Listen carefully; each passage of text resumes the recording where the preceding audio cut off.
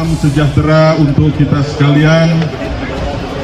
Salam, Om Swastiastu, salam kebajikan, salam keadilan, salam pergerakan, salam Indonesia. Indonesia sejak dulu kala tetap dipuja-puja bangsa. Anas Urbaningrum, bekas Ketua Partai Demokrat atau Ketua Umum Partai Demokrat, hari ini keluar dari penjara. Keluarga Cikeas deg-degan, ya deg-degan lah, masa enggak sih? Jadi ya, hari ini itu Anas sudah keluar dari penjara Sukamiskin, lalu sudah ngomong soal penegakan keadilan. Para loyalisnya itu ngejemput rame-rame ke Bandung, mereka pakai baju putih dengan slogan "Putihkan Bandung". Ini kayak kampanye juga sih. Tapi ketika loyalis Anas ngomong atau teriak-teriak "Putihkan Bandung", yang agak deg-degan itu justru yang pakai biru. Jadi biru sekarang lagi deg-degan. Emang sih bagi para loyalis Anas, mendekamnya Anas di Sukamiskin itu adalah sebuah tragedi.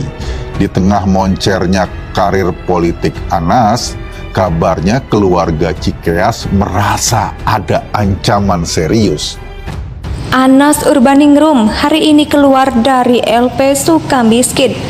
Para loyalisnya akan menjemput ke Bandung memakai baju putih.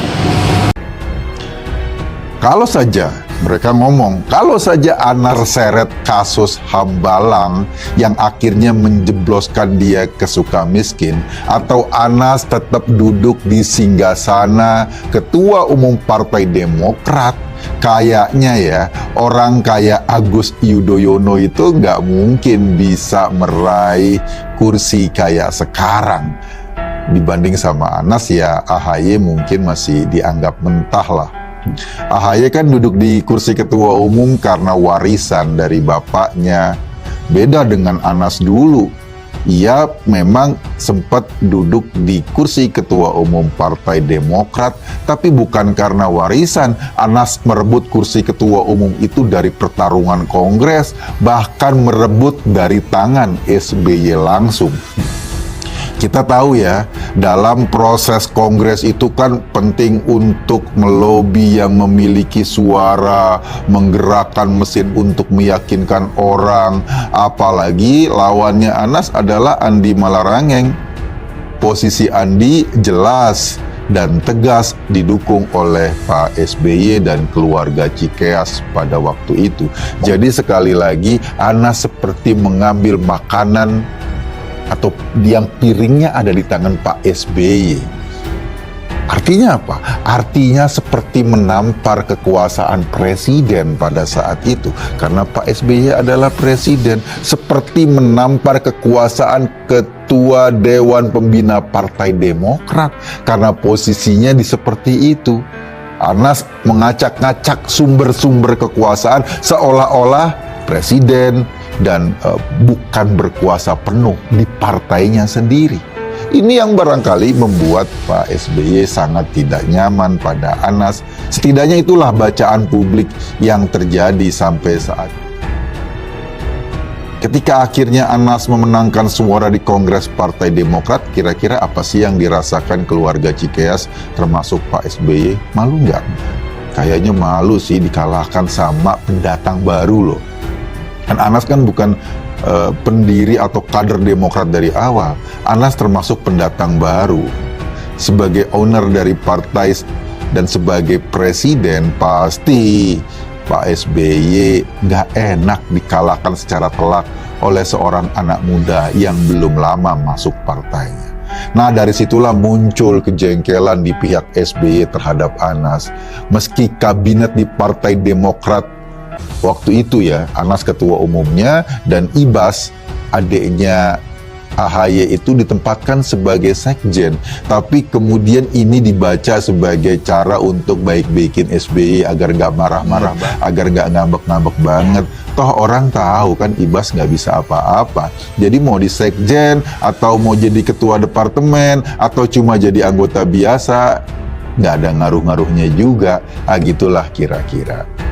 Dan kemudian kita akhirnya tahu kasus itu. Kasus di mana Anas akhirnya terlibat korupsi. Iya, emang udah jadi rahasia umum. Partai baru besutan Pak SBY ini dulu kayak seperti membangun gedung di atas pasir. Itu kakinya atau pondasinya rapuh banget.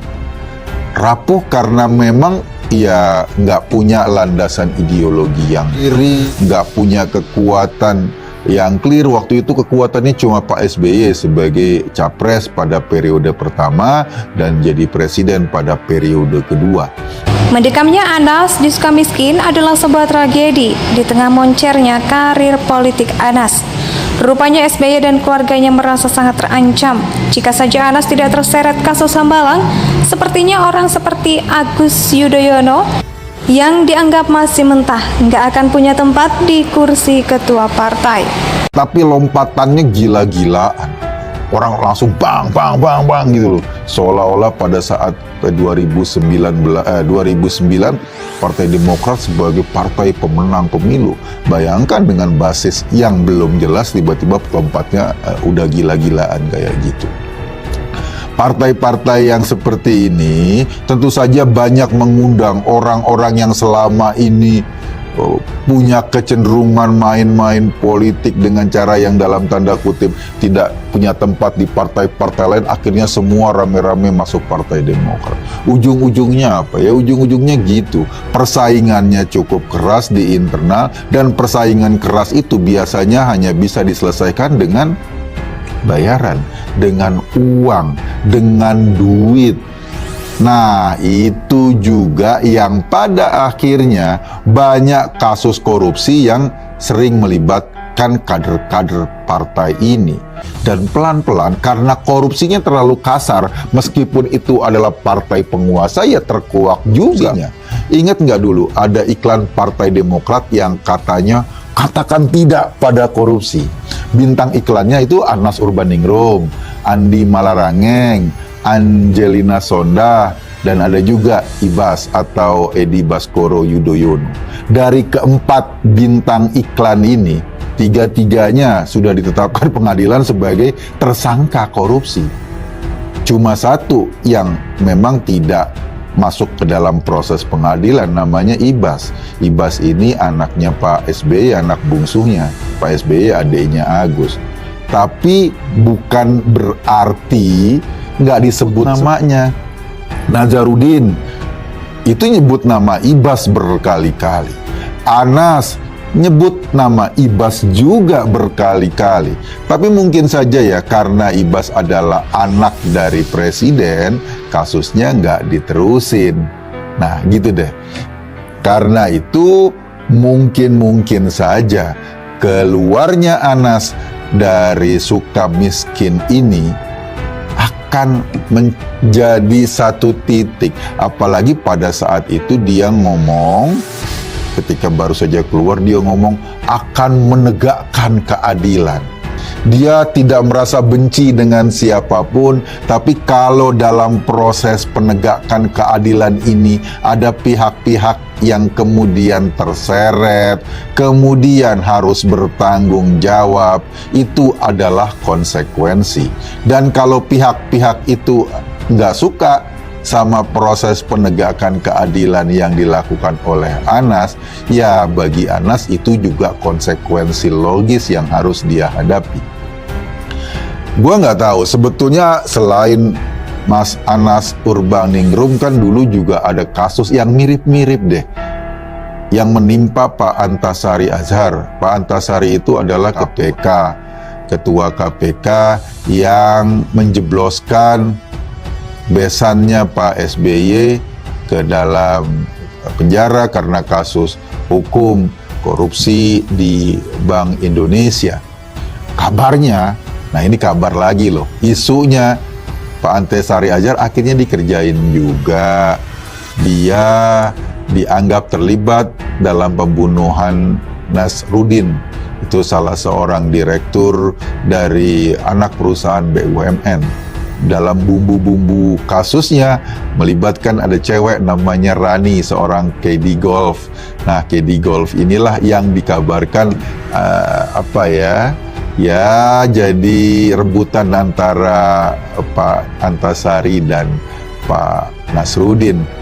Kayak gitu konstruksi kasusnya. Akhirnya kemudian Pak Antasari dihukum, dianggap terlibat dalam pembunuhan itu, dan dihukum tuntutannya waktu itu seumur hidup, akhirnya jadi 18 tahun. Akhir-akhirnya Pak Antasari mengajukan gerasi ke Pak Jokowi dan Pak Jokowi mengabulkan gerasinya tahun 2017 kemarin. Pak Antasari juga kayaknya gitu tuh, kayak Anas Urbaningrum tuh. Punya masalah, punya problem, merasa dizalimi, merasa kasusnya itu karena dia berselisih dengan keluarga Cikeas dan ujung-ujungnya dia masuk penjara.